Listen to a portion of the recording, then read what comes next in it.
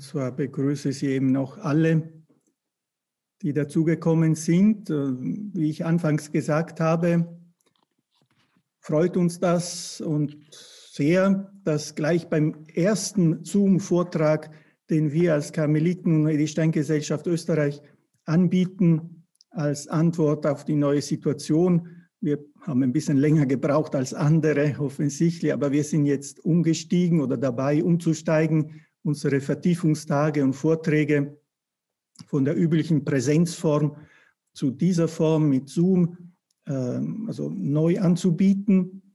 Wir möchten gleich im Februar noch einen gestalten und wir haben eben über 100, 120 Teilnehmeranmeldungen bekommen.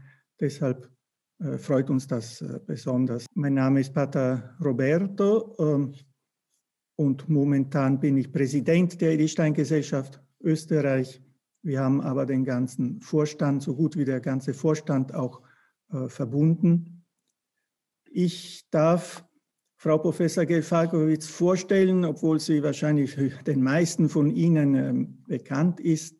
Aber es gehört sich und vielleicht ist es doch eine Erinnerung für einige. Professor Gell-Falkowicz ist auch Mitglied in unserem wissenschaftlichen Beirat der Edith-Stein-Gesellschaft Österreich und sicher eine der größten Expertinnen über Edith Stein. Sie ist eine Philosophin, Sprach- und Politikwissenschaftlerin und hat akademisch mehrere Orte und Aufgaben inne gehabt. Sie war auch Studienleiterin auf Burg Rodenfels, akademische Oberrätin am Seminar für christliche Weltanschauung, Religions- und Kulturtheorie der Universität München, war auch Privatdozentin in Bayreuth, Tübingen und Eichstätt. Und dann so die längste akademische Stelle, die sie besetzt hat, war von 1993 bis 2011 Lehrstuhlinhaberin für Religionsphilosophie und vergleichende Religionswissenschaft an der Technischen Universität Dresden, ein besonderer Lehrstuhl an der Technischen Universität.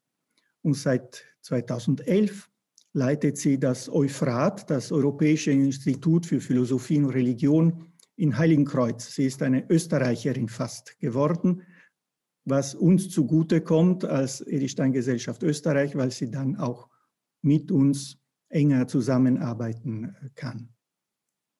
Das Thema haben Sie aus der Ankündigung schon entnommen, in Dunkel wohlgeborgen, Edith Steins Blick in die Tiefe der Mystik. Edith Stein, besonders als sie dann Karmelitin wurde, hat sie sich mit der karmelitanischen Spiritualität intensiv befasst. Ihr letztes Werk, die Kreuzeswissenschaft, ist eine Darlegung der Lehre des Johannes vom Kreuz. Und ich glaube, der Frau Professor heute besonders auf die Kreuzeswissenschaften, also auf dieses Werk eingehen wird und auf das gesamte Blick Edith Steins auf die Mystik, wobei sie selber auch Mystikerin war. Das wird vielleicht auch Thema sein. So danke ich nochmals und wünsche allen einen angenehmen und schönen, fruchtbaren Vortrag. Die Fragen, sage ich jetzt gleich, werden erst nach dem Vortrag möglich sein. Und bei der Anzahl an Teilnehmern würde ich bitten, dass Sie Ihre Frage im Chat auf gut Deutsch schreiben und ich werde sie dann vortragen. Das müssen wir noch ein wenig üben. Sie haben die Möglichkeit, über Zoom eine Meldung, also etwas niederzuschreiben auf Ihrer Tastatur und das wird dann weitergereicht. Aber zuerst den Vortrag. Und danke, Frau Professor, für Ihr Kommen, kann man nicht sagen, aber für Ihre Bereitschaft.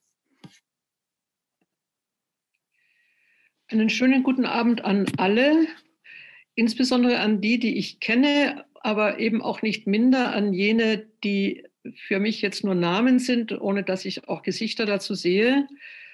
Ich danke Pater Roberto besonders, der diese Idee hatte und sich da auch binnen kurzer Zeit technisch völlig eingearbeitet hat und hoffe, dass wir einen guten Abend zusammen verbringen. Ich habe das Thema vorgeschlagen, weil ich dachte, dass wir mit einem ganz mittigen Thema beginnen, das zu Edith Stein in einer ganz unmittelbaren Weise führt. Wenn die Reihe fortgesetzt ist, können wir uns dann mit anderen Themen beschäftigen, vor allem dann auch in Richtung ihrer intellektuellen Auseinandersetzung.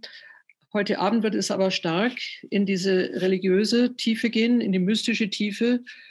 Und wir werden danach auch einen Austausch haben, weil es doch in dieser recht anspruchsvollen, ganz wunderbaren Form, anspruchsvollen Frage sicher auch Nachfragen oder auch Bemerkungen gibt.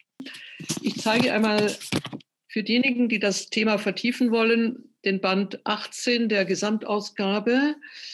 Dieses Buch behandle ich heute, die Kreuzeswissenschaft, das letzte Werk Edith Steins 1942.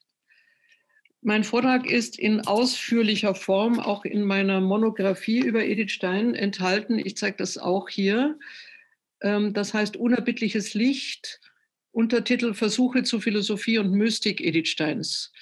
Also wer das nachlesen will, das ist das Buch, das ich 2015 herausgebracht habe, schon überarbeitet, ist in Dresden erschienen. Ich kann das nachher auch nochmal zeigen.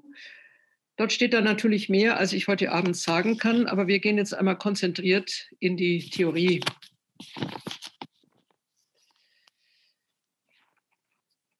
Edith Stein ist ein Name, der in das Hell-Dunkel des 20. Jahrhunderts verflochten ist. Hell und dunkel, wie wir wissen. Sie wurde in einer jüdischen Familie in Breslau 1891 geboren. Ich sage das mal ganz kurz, weil ich nicht voraussetzen kann, dass alle mit diesem Namen alles verbinden. Sie hat sich mit 13, 14 Jahren das Beten abgewöhnt. Später spricht sie von ihrem radikalen Unglauben.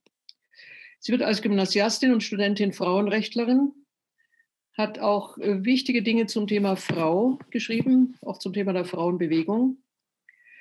Sie wird Schülerin, Studentin des bedeutenden Philosophen Edmund Husserl, bei dem sie 1916 summa cum laude promoviert in Freiburg.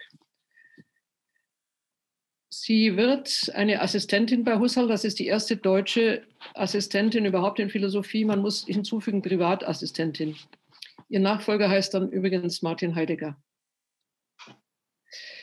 Dieses hochstrebende Leben, das in der ersten Phase offensichtlich gar keinen Widerstand kennt, erfährt dann einen Umschwung durch große Leiden. Darin spielt der Erste Weltkrieg eine große Rolle 1914. Sie wird eine Reihe Kommilitonen verlieren, vor allem auch ihren hochgeliebten und sehr verehrten Lehrer Adolf Reinach, der 1917 fällt. Edith Stein schreibt mit einer eigenartigen Deutlichkeit, die sie sonst nicht hat, der Jugendübermut sei zum Teufel. Dazu kommen zwei zerbrochene oder zerbrechende Beziehungen zu zwei Kommilitonen, die beide die Liebe dieser jungen Frau nicht erwidern. Sie geht auf die Suche nach einem tieferen Leben, braucht aber lange. Im Ganzen eigentlich 4 Jahre. Es gibt eine Art unschlüssige Wanderung durch die christliche Literatur. Erst am Ende springt der Entschluss zur Taufe auf, aufgrund der Lebensbeschreibung Teresas von Avila. Die Entscheidung für die Taufe wird sofort begleitet von 2 anderen Entscheidungen, nämlich in den Karmel einzutreten, was sie leider nicht genau oder sofort kann, und damit natürlich verbunden auch Katholikin zu werden. Denn das war von Anfang an nicht wirklich klar. Es gab einige Besuche in protestantischen Kirchen, die sie aber auch nicht überzeugt haben. Aber katholisch werden war für Juden der damaligen Zeit, also wir sind in den 10er und 20er Jahren nach dem Ersten Weltkrieg, eine noch tiefere Entscheidung als protestantisch zu werden. Der Kulturprotestantismus war irgendwo deutlicher akzeptabel. Sie wird Lehrerin in Speyer 8 Jahre lang, zwischen 1923 und 1931, und für 1 Jahr dann Dozentin in Münster. Man könnte sagen, die eine wirklich adäquate Stellung. Sie hätte normalerweise auf eine Professur für Philosophie in einer Universität gehört. Sie hat sich auch 4-mal an eine Habilitation gesetzt, auch eine Habilitation fertig geschrieben.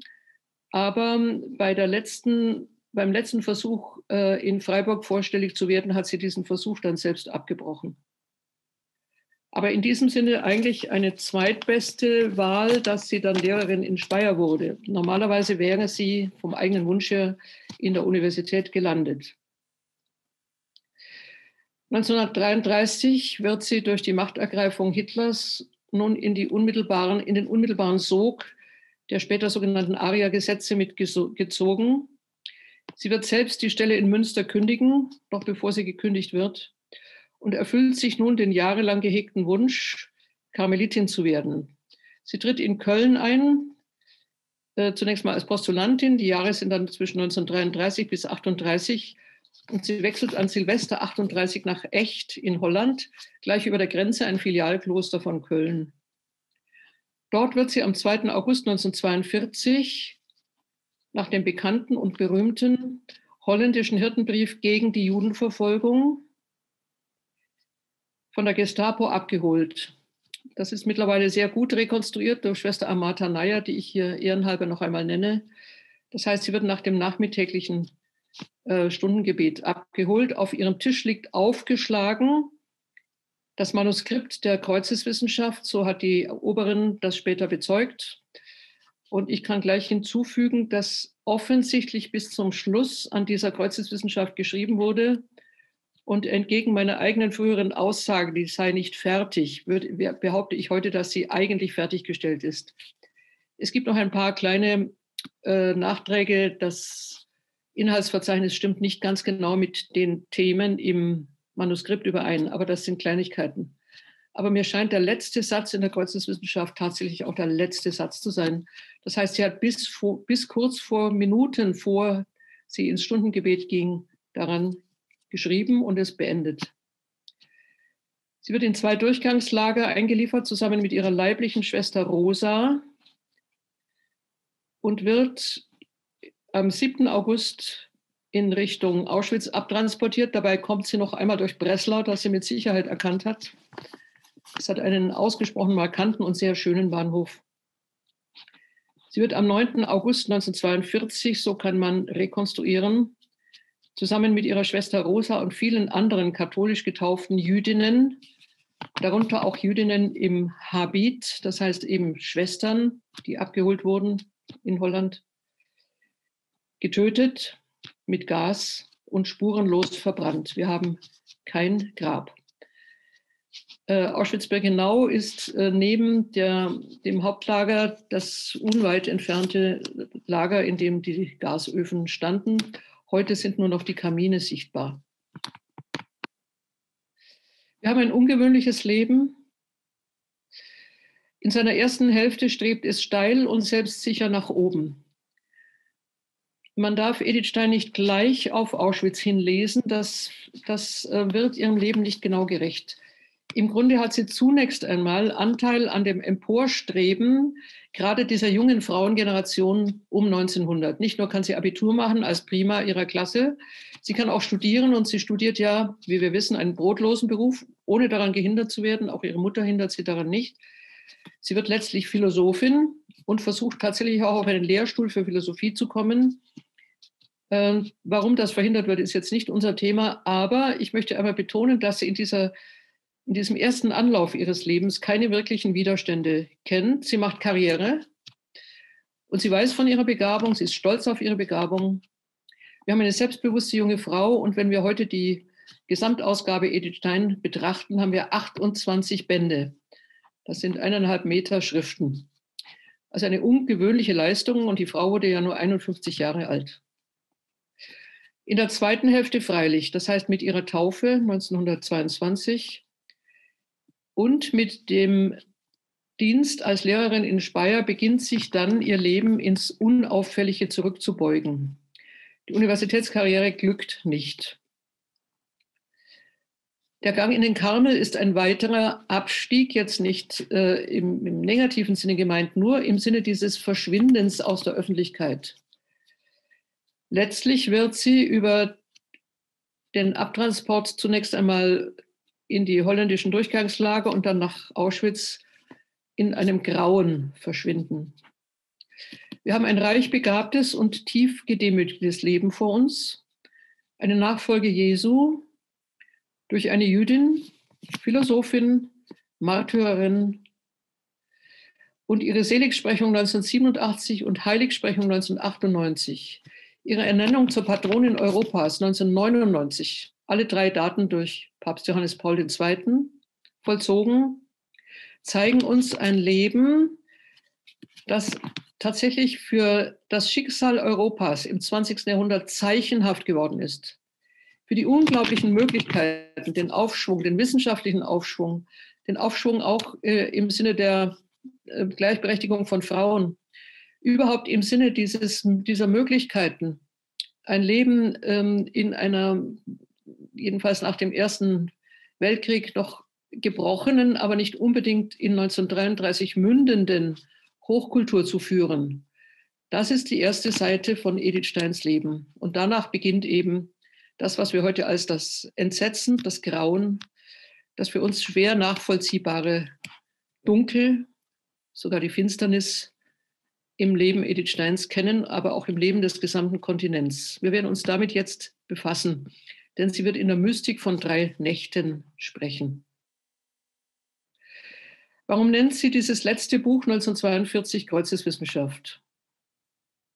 Sie selber hieß mit dem Klosternamen Theresia Benedicta a Cruce, die vom Kreuz Gesegnete.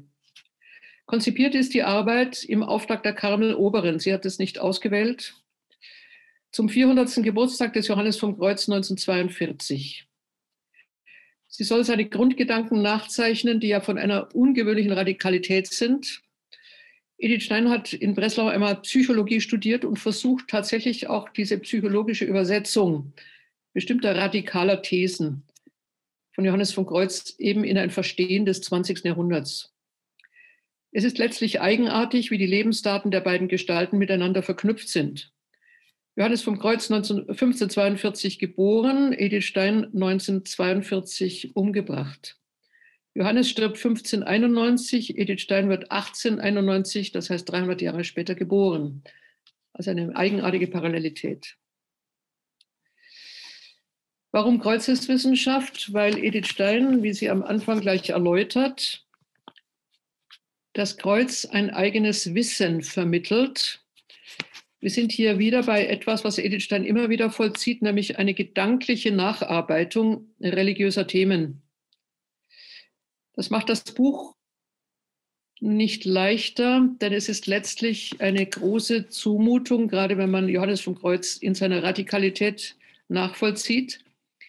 Es macht es aber insofern zugänglicher, und das kann man sogar in Seminaren mit Agnostikern feststellen, wie ich das selber auch in Dresden durchgezogen habe, dass wir zunächst einmal mit Denken, das heißt mit Vernunft, eben auch mit einer Art Übersetzung in eine mögliche Denkvorgabe in diese Konzeption hineingehen. Also Mystik ist nicht sofort über den Glauben realisierbar, sondern wir nähern uns dieser Mystik nun einmal in einer Nachzeichnung, und zwar in einer Nachzeichnung, die so offen bleibt, dass eigene Schicksale, eigene Erfahrungen, eigene Schmerzen in diesen Wegen gefunden werden können. Es wird also jetzt ein Weg, den wir allgemein vorzeichnen, zugleich aber etwas, was jedem Zuhörer dann in der Ausfüllung möglich wird. Das ist eine große Freiheit, wie überhaupt viele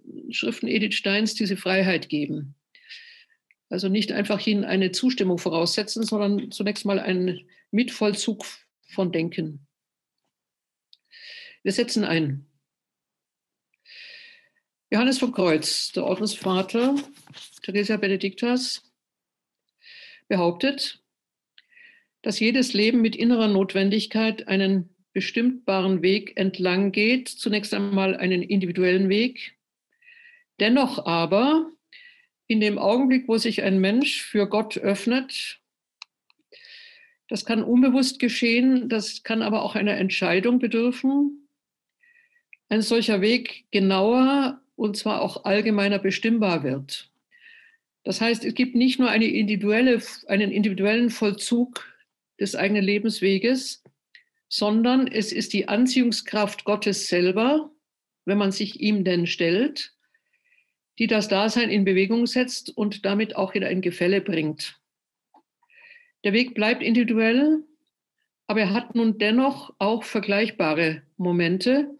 Das heißt, die Formkraft Gottes wird in einige bestimmte oder auch nachvollziehbare Stationen führen.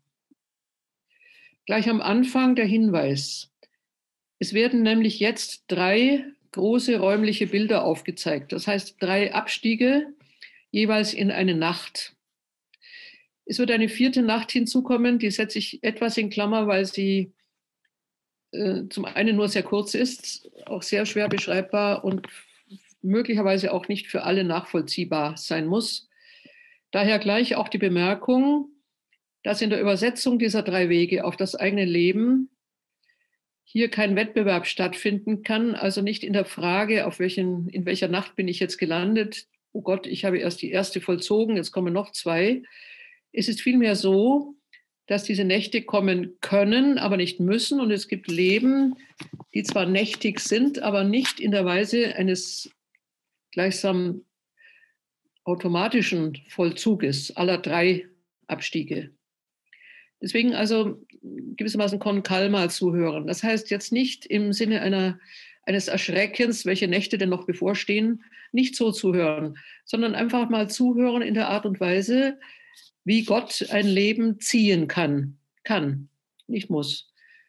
Und wir können dann auch im Vergleich sehen, möglicherweise, wo die eigene Schwierigkeit, die eigene Verdunkelung liegt, aber ohne jenes gewissermaßen Schulgefühl, dass sich hier noch anderes anschließen muss und wir uns gewissermaßen innerlich schon trainieren, darauf zuzugehen. Nein, der Motor ist immer Gott. Und wo er uns hinstellt, in welches Dunkel er stellt, ist seine Entscheidung.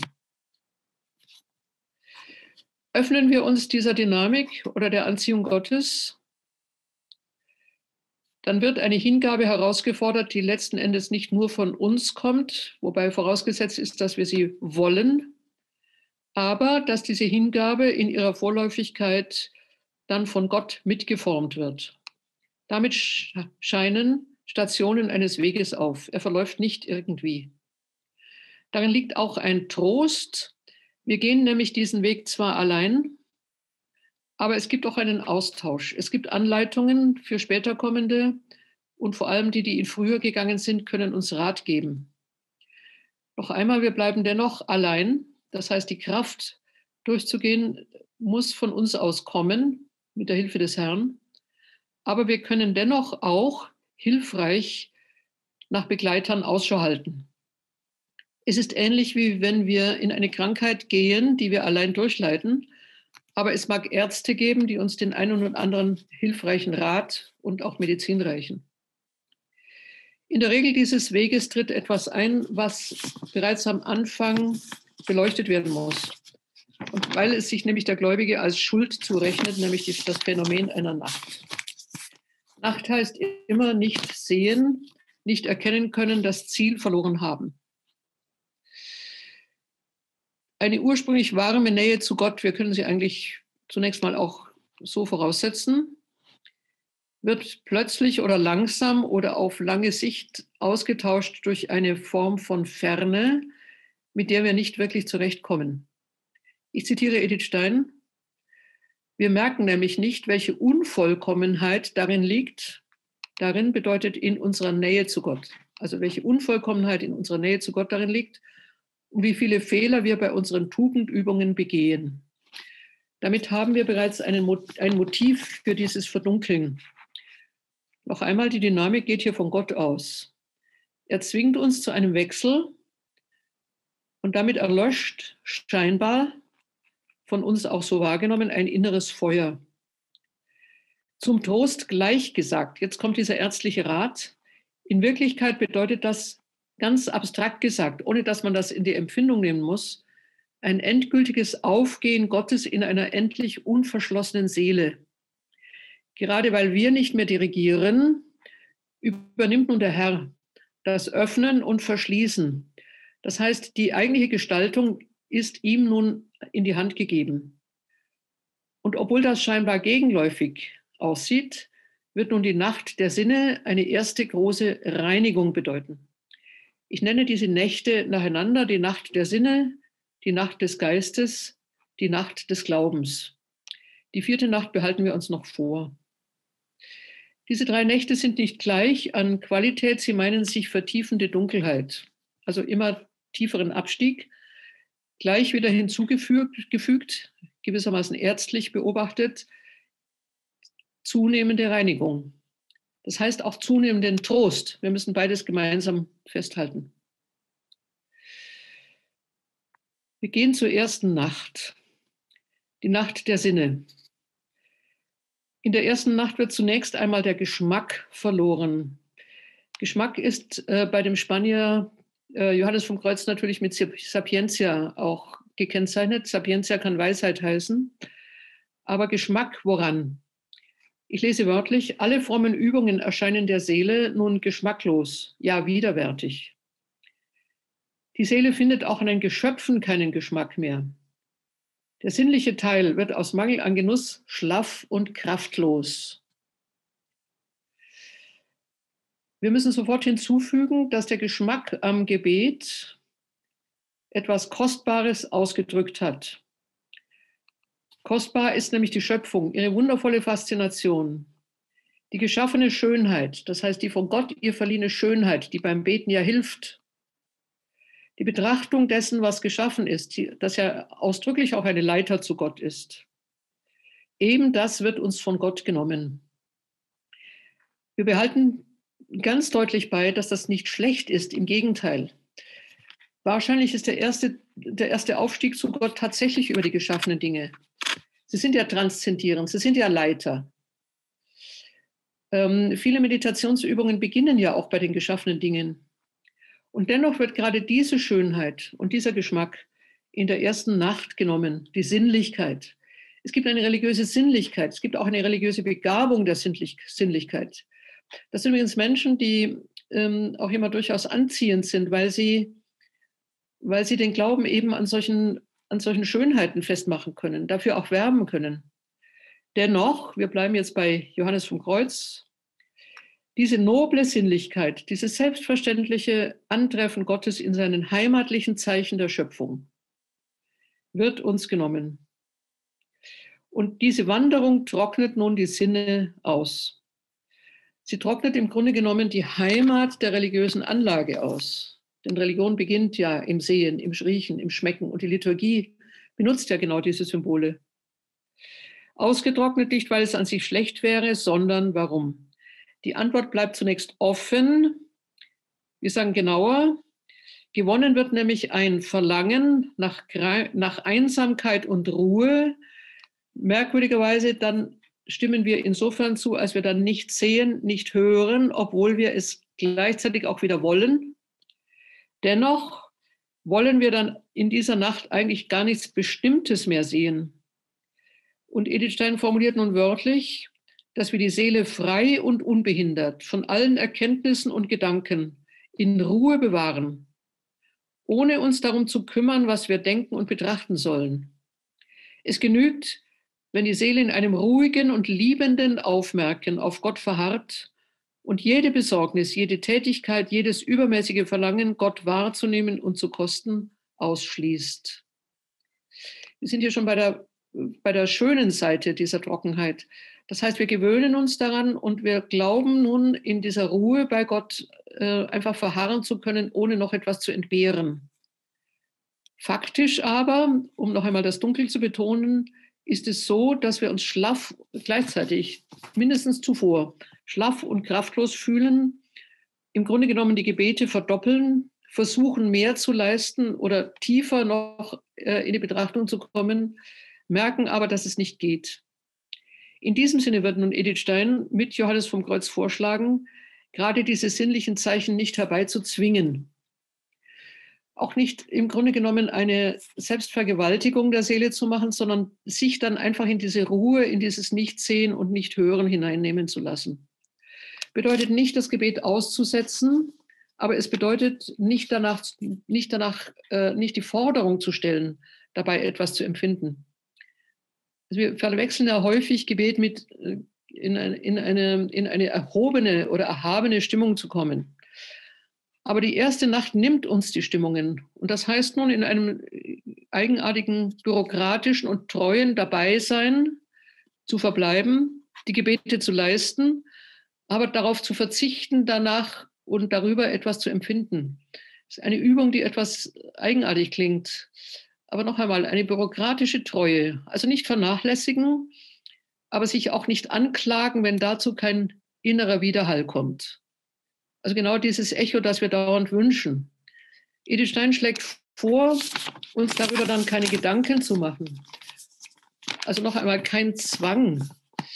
Zwang eigentlich nur sozusagen an der Übung des Gebetes festzuhalten, also die klassischen Lesungen zu lesen, die wir sonst auch tun. Morgengebet, Mittaggebet, Abendgebet, aber dieses Suchen, dieses innerste Wünschen nach Empfinden, im Grunde genommen einfach ihm anheimzugeben.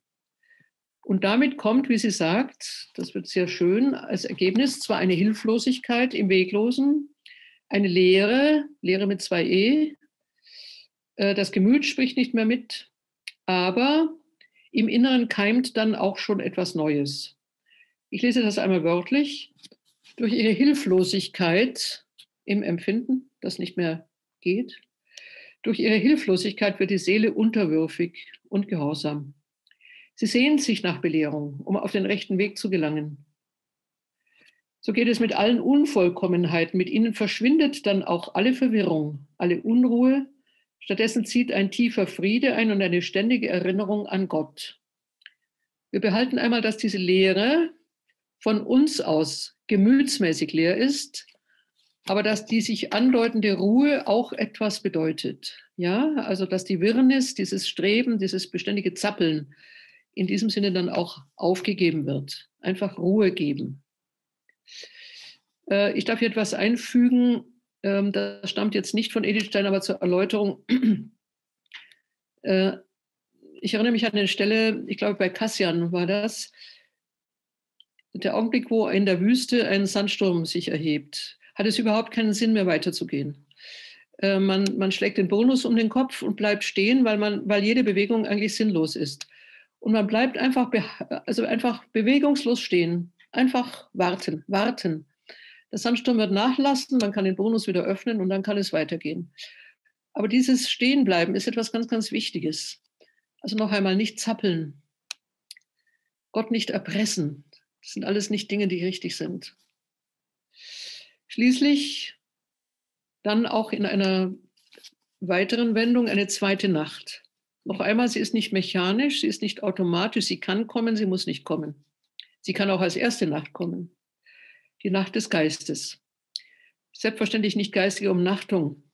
Die Nacht des Geistes bedeutet, dass wir alle Lehrsätze, die wir bisher wussten, das Credo, das wir gebetet haben, das sind was wir vom Katechismus her als Glaubenswissen in uns tragen, nach wie vor richtig sind. Wir halten sie auch für gut, wir zweifeln ja gar nicht. Aber sie bedeuten uns nichts mehr. Das ist eine Verschärfung der Nacht der Sinne, weil uns hier die äußeren Geschöpfe angesprochen haben. Nun beginnt aber etwas, was eine starke Prüfung ist, nämlich dass zwar die Glaubenswahrheiten als solche uns bekannt sind, aber sie bedeuten nichts mehr. Wir können das Credo beten. Wir würden auch nicht sagen, das hat mit Glaubenszweifel gar nichts zu tun. Aber es setzt sich nicht in unser tägliches Leben um. Wir können das Vaterunser beten, aber beim Wort Vater empfinden wir nichts. Wir können um die Vergebung der Sünden bitten, aber die Sünde bedrängt uns entweder nicht oder sie bedrückt uns in einer Weise, aber wir verstehen gar nicht, was von uns abgenommen werden soll. Das heißt, genau diese Begriffe bleiben leer. Johannes vom Kreuz spricht dann vom unwegsamen Land. Interessanter Ausdruck, denn der Weg ist natürlich die Methode. Wir können uns keine Methode mehr denken, mit der wir an den inneren Sinn dieser Glaubenswahrheiten herankommen. Sie berühren uns nicht. Noch einmal, wir bezweifeln sie gar nicht, aber betreffen sie uns überhaupt? Was heißt es, dass Jesus für mich Mensch geworden ist? Was ist das für mich? Ich bleibe dabei stumm. Wir haben gerade Weihnachten gefeiert, genau diese Frage. Es wird immer betont, er sei für mich Mensch geworden. Ich nehme das auch an, aber es löst in mir nichts aus. In diesem Sinne ist die Nacht des Geistes eine große Prüfung, weil wir, ich will das noch an einem anderen Beispiel festmachen, zum Teil sogar berufsmäßig über Gott sprechen.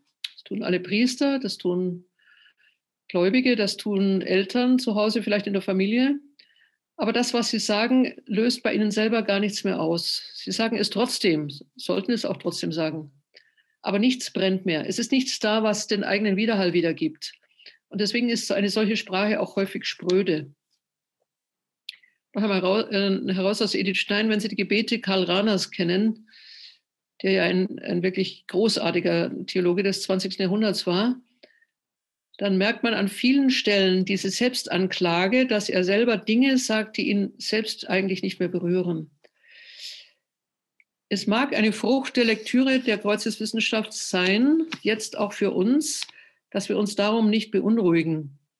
Es scheint mir überhaupt eine Frucht der Theorie Edith Steins zu sein, dass die Unruhe, mit der wir uns selber quälen, im Grunde eigentlich fast überflüssig ist.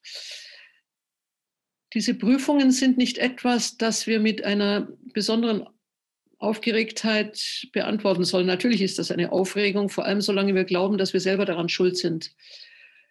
Aber es ist eine wunderbare Möglichkeit, mit Edith Stein zu sagen, wenn ich meine Übungen durchhalte, wenn ich das halte, was ich bisher auch getan habe, wenn ich weiterhin glaube, was ich gelernt habe und es auch gar nicht in Zweifel ziehe, und ich bleibe trotzdem stumm und trocken, dann sollte ich mir darum keine Gedanken machen, sondern gerade im Gegenteil. Im Gegenteil. Ein unglaublich schöner Brückengedanke. Mir sagen, dass Gott mich in die Schule nimmt. Das ist eine ganz andere Frage. Gott nimmt mich in die Schule des Stummseins, in die Schule der Ruhe, in die Schule des Nichtwissens. Ganz einfach. Und was an mir liegt, so bin ich daran nicht schuldhaft beteiligt, sollten wir jedenfalls zum bestimmten Teil einmal ausschließen, sondern ich bin beteiligt in der Zustimmung zu dieser Einsamkeit. Ich stimme zu, nun alleingelassen zu sein, und ich stimme zu, einer Führung mich anzuvertrauen, deren Hand ich nicht einmal sehe. Eine dritte Nacht. Die wird nun scharf, und das ist das, was vorhin als radikal bezeichnet wurde. Und sie wird nicht häufig genannt, deswegen ist sie in gewissem Sinne auch besonders gefährlich. Aber auch hier gibt es einen Rat. Die Nacht des Glaubens.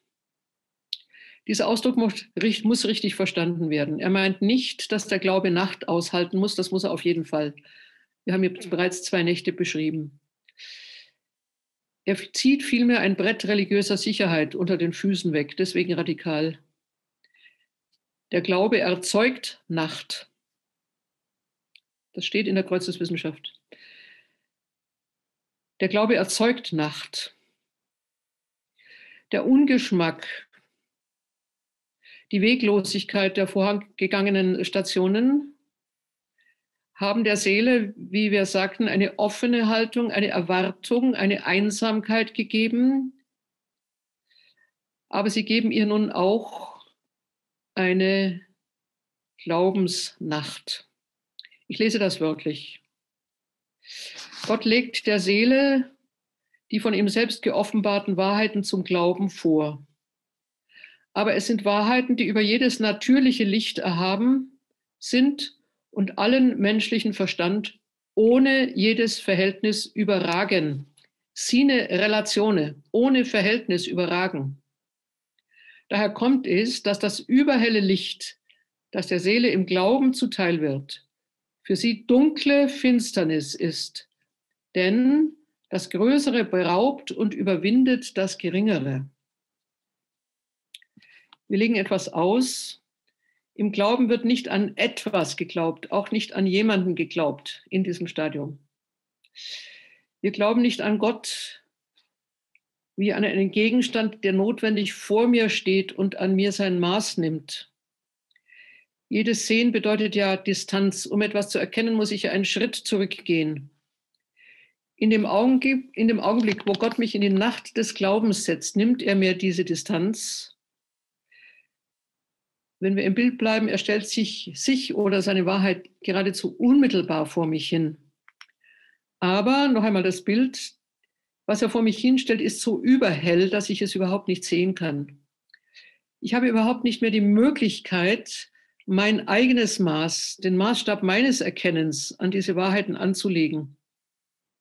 Deswegen wird der Glaube fassungslos und wörtlich gesagt für die Seele völlig dunkle Nacht. Das ist ein ungeheurer Gedanke. Der Glaube wird für die Seele völlig dunkle Nacht. Glaube ist hier der Zustand des Verlustes, nämlich meines eigenen Maßstabes. Ich habe das Werkzeug nicht mehr, mit dem ich nach Gott greife. Ich habe nicht nur den Bilderverlust der Schöpfung. Die Bilder der Schöpfung trösten nicht mehr. Ich habe nicht nur den Verlust meines geistigen Zugriffes, also die Trockenheit der zweiten Nacht, sondern ich werde mir selbst aus der Hand genommen. Mein Ergreifen wird in ein Ergriffenwerden umschlagen. Nicht ich ergreife mehr, Gott ergreift mich. Und das ist für die Seele zunächst mal Zustand eines völligen Verlustes der Selbstgewissheit. Natürlich auch der Selbsthabe. Das könnte man nicht aushalten, wenn nicht gleichzeitig wie bei allen anderen Nächten ein anderer Trost mitlaufen würde. Edith Stein formuliert: Stützt sich die Seele noch auf ihre eigenen Kräfte, so bereitet sie sich nur Schwierigkeiten und Hindernisse. Für ihr Ziel ist das Verlassen des eigenen Weges gleichbedeutend mit dem Betreten des wahren Weges. Durch das Hinausgehen aus ihren natürlichen Schranken, innerlich und äußerlich, geht sie ohne Schranken ein in das Übernatürliche. Auch das hat keinerlei Art und Weise mehr, weil es in seinem Wesen alle Arten besitzt. Das ist ein etwas komplexer Satz. Wir wollen ihn noch weiter auslegen. Wir sind nun in einer Fülle angelangt, einer Fülle Gottes. Sie wird weiselos genannt, das heißt, sie hat keine Art und Weise mehr, in der sie sich übersetzt, sondern wir sind gewissermaßen hineingeworfen. Die Bilder sind verblasst, aber auch die seelisch selbst erstellten Hilfen, die wir normalerweise haben. Auch Begriffe können Hilfe sein, auch Katechismus kann Hilfe sein. Übrigens auch Lektüre von alten Meistern kann Hilfe sein. Dennoch sind auch diese Hilfen zunächst einmal aufgegeben. Von der Wirklichkeit gelöscht, wir sagen jetzt genauer, von der Wirklichkeit Gottes gelöscht. Gott übersteigt seine eigenen Zeichen. Gott kann seine eigene Schöpfung außer Kraft setzen. Er kann auch unser Erkenntnisvermögen außer Kraft setzen. Und dann beginnt etwas, dem wir zunächst einfach nicht gewachsen sind. Edith Stein nennt das den Weg der gediegenen Vollkommenheit. Und damit beginnt jetzt etwas, ich möchte das noch einmal abgrenzen. Es ist immer wieder die Frage, sind es 3 Nächte oder sind es 4 Nächte? Ich glaube, dass genau dieser dritte verdunkelte Weg des Ergriffenseins noch in eine letzte und sehr kurze Nacht führt, die mit Edith Stein dann genannt wird oder mit Johannes vom Kreuz genannt wird, die Nacht oder die Vernichtung im Sinne des rein geistigen Kreuzes, die Blöße der Armut im Geiste Christi. Also letzten Endes die Nacht des Kreuzes. Von der Forschung her ist etwas umstritten, ob das identisch ist mit der dritten Nacht, in der Gott uns ergreift. Wir können sie aber zunächst einmal einfach absetzen. Wir brauchen jetzt nicht in Forschungsfragen eindringen. Johannes wählt hier das Wort Vernichtung, das heißt, die Seele wird vernichtet.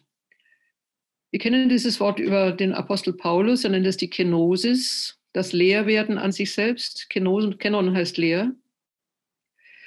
Und hier wird nun eindeutig klar, dass das mit einer Schuld der Seele überhaupt nichts mehr zu tun hat, gar nichts, sondern dass es tatsächlich ein Griff Gottes nach der Seele ist. Dieser unbegreifliche Vorgang kann sich nicht einmal wollen lassen. Niemand von uns wird wollen, leer zu sein. Das ist ein Widerstreben, das wir einfach grundsätzlich haben. Wir können auch gar nicht leer sein. wollen, weil ganz umgekehrt die Seele ja genau darauf ausgerichtet ist, sich Gott zu nähern. Also die Liebe ist ja immer die Annäherung an das Geliebte.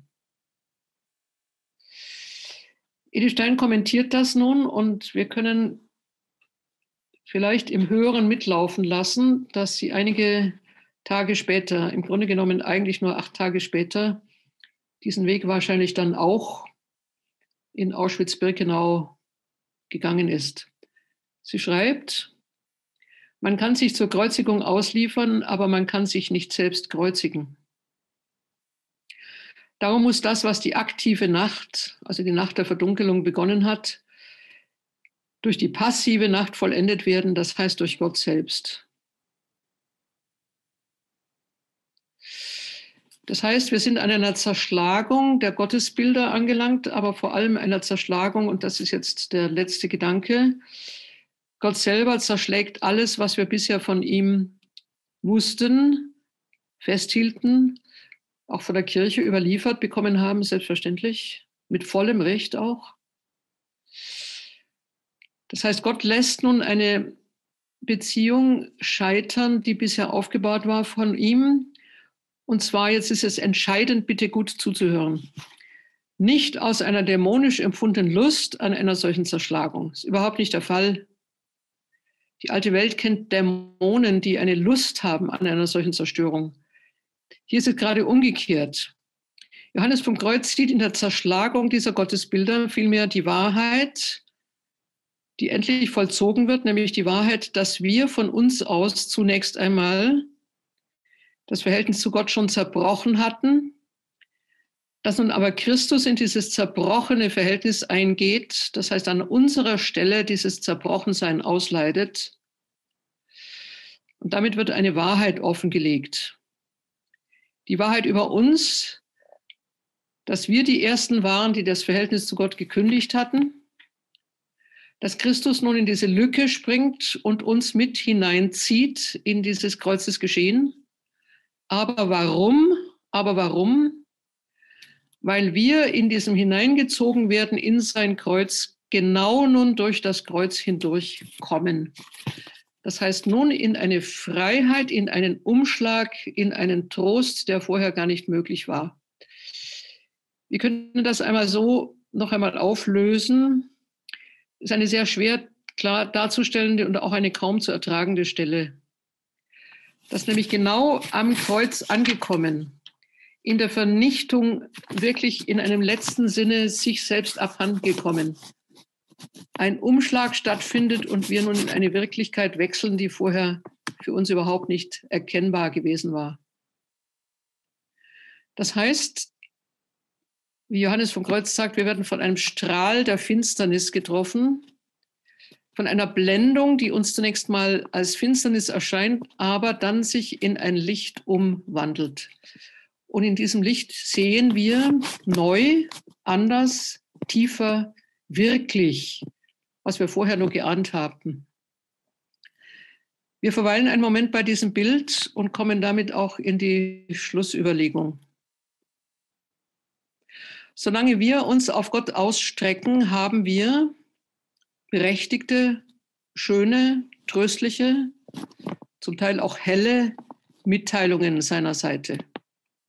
Etwas Wunderbares. Wir kommen auch in eine bestimmte Vereinigung mit ihm, schon über die Sakramente. Aber das helle und in sich eingewurzelte Selbst kann auf diese von ihm selber vollzogene Einigung nicht auf Dauer in die Nähe Gottes kommen. Gerade wenn die Liebe packt, wenn sie in gewissem Sinne sogar zubeißt, geschieht eine völlig andere Annäherung. Ich lese wieder wörtlich: Nur die tiefe, schreckliche und überaus schmerzliche Zerstörung der natürlichen Erkenntniskraft macht sofort gesund. Genau jetzt werden, jetzt wieder wörtlich, die erhabenen, fremdartigen Berührungen der göttlichen Liebe empfunden. Nun kommt ein Trost in einer Überfülle, die das vorige wirklich einfach rechtfertigt, kann man schon auch sagen, aber im letzten Sinne eigentlich sogar löscht. Das heißt, dass etwas sich vollzieht, was wir ohne diesen Durchgang durch das Dunkel gar nicht verstanden hätten. Und alles, was nun an Helle kommt, macht dieses Dunkel auch im Rückblick vollständig verständlich. So wenig wir es in seinem unmittelbaren Zugreifen verstanden hätten. Ich lese wörtlich, dass nach dem Vollzug dieses Ergriffenwerdens Folgendes geschieht. Dass alles Verlorene restlos und nun neu zurückkommt, wörtlich. Alles dies erscheint nun der Seele so fremdartig, so verschieden von jeder menschlichen Auffassungsweise, dass sie ganz außer sich gerät. Eine Ekstase. Manchmal meint sie verzaubert oder in Verzückung zu sein. Sie staunt über die Dinge, die sie sieht oder hört. Sie kommen ihr ganz fremd und ungewöhnlich vor, obwohl es dieselben sind, mit denen sie es gewöhnlich zu tun hat. Ein unglaublicher Umschlag.